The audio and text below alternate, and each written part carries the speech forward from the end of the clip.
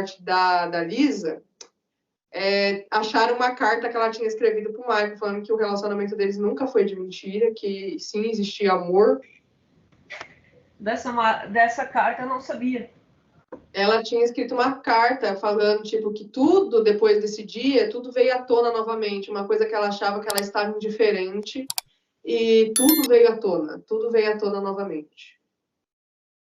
E tem a história que ela estava grávida, né? Sim. Deixa eu ver se eu acho. Por causa que aquela barriga não é de que ela tá gorda, é que ela é uma barriga de grávida mesmo, que a minha mãe chama barriga de melancia. Eu acho que minha amiga que chama. Tá até no Michael Beats essa carta aqui. Bom, anos atrás, Mike e eu estavam tentando uma conversa profunda sobre a vida em geral. Eu não lembro do que estávamos falando exatamente, mas ele pode ter me perguntado sobre as circunstâncias da morte do meu pai. Em um momento, ele parou, me encarou muito intensamente e me disse, com uma certeza quase calma, eu acho que vou acabar com o seu pai da maneira que ele se foi. Só que na época, ela não falou bem assim, ela falou que ele realmente olhou para ela e falou que ele ia morrer igual o pai dela. Sim. Na hora eu tentei mudá-lo de pensamento, então ele deu de ombros e suspirou como se fosse para me dizer que ele estava apenas me comunicando e que sabia o que sabia. E era mais ou menos isso. 14 anos depois, estou sentada aqui, assistindo as imagens dos jornais, de uma ambulância saindo da garagem de sua casa. As grandes portões e a multidão fora dos portões, a cobertura, a multidão.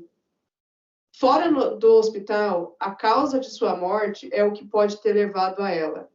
E a maneira dessa conversa me atingiu junto com lágrimas que não param. Um fim previsto por ele, por pessoas que o amavam e por mim, que não poderia prever o quanto iria doer.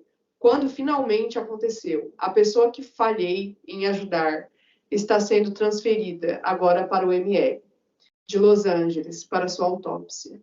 Todas as minhas indiferenças e distanciamento que trabalhei tanto para alcançar nesses anos todos foram-se por profundo do inferno. E nesse momento estou destruída. Eu vou dizer agora o que nunca disse antes, porque quero a verdade lá fora dessa vez. Nosso relacionamento não era uma armação, como era informado pela imprensa.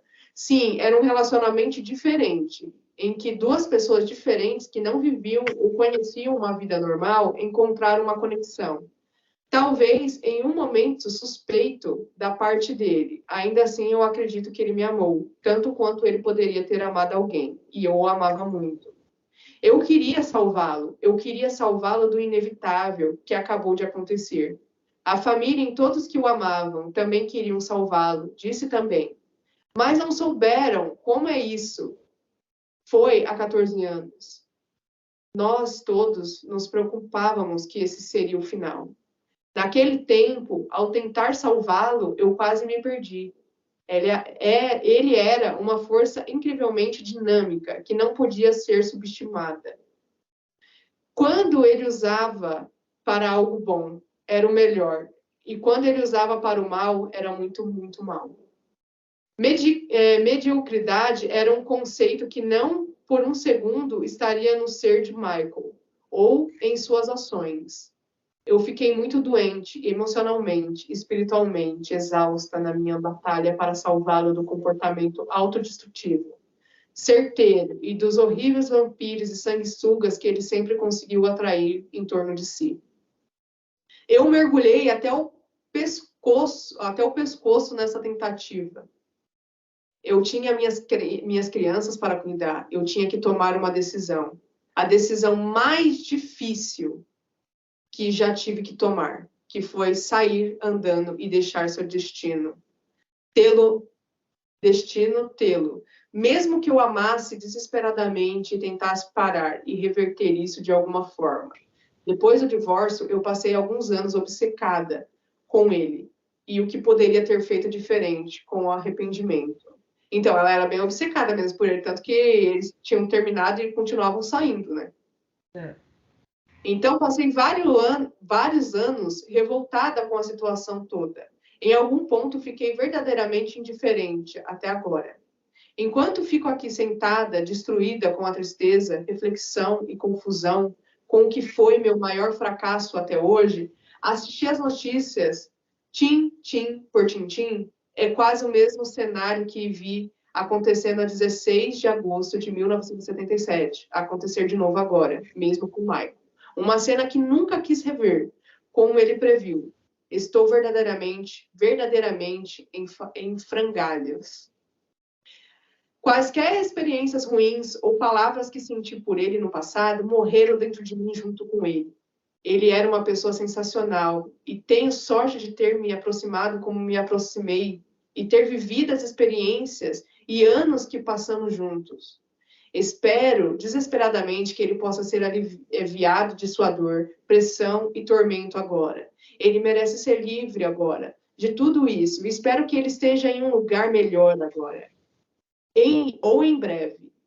Eu também espero que todas as pessoas que sintam que fracassaram em ajudá-lo podem ser libertadas, porque tenho a esperança que ele finalmente está livre.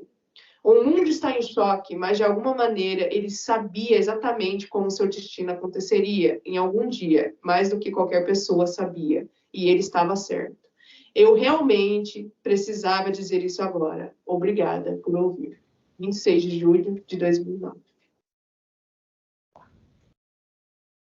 Mas o livre, eu acho que ela quer dizer que ele está livre porque forjou, né?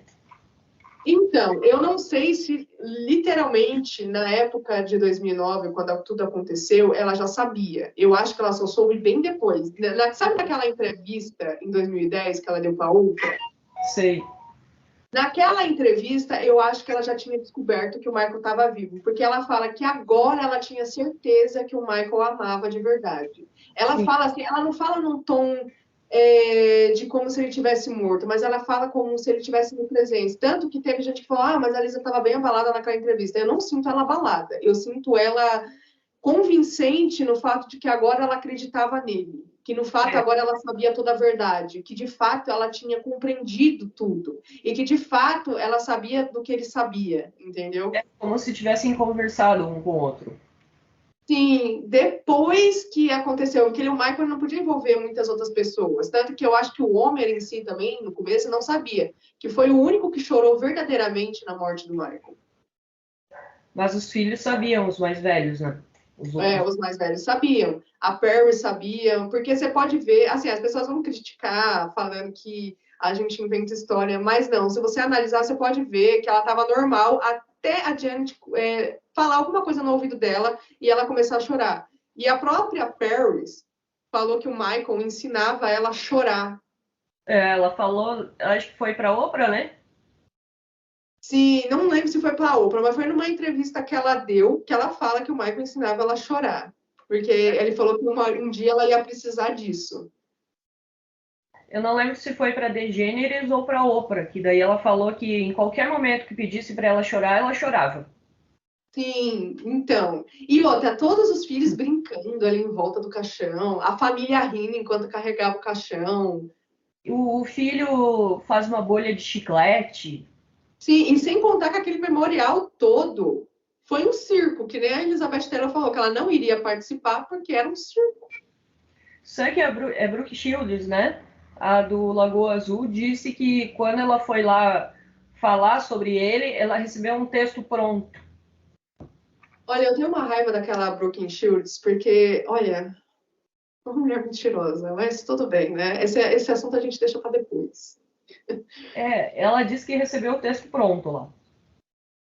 Então, mas eu acho que ela não sabia da morte dele. Então, e a Pérez, ela foi chamada a atenção dela pela Janete por causa do mexendo naquele ponto que ela estava no Rio. Então, toda a família Jackson tinha ponto. Até os que não iam subir no palco estavam com ponto na orelha. Olha, muita coisa bizarra naquele negócio, muita coisa estranha aconteceu naquele dia.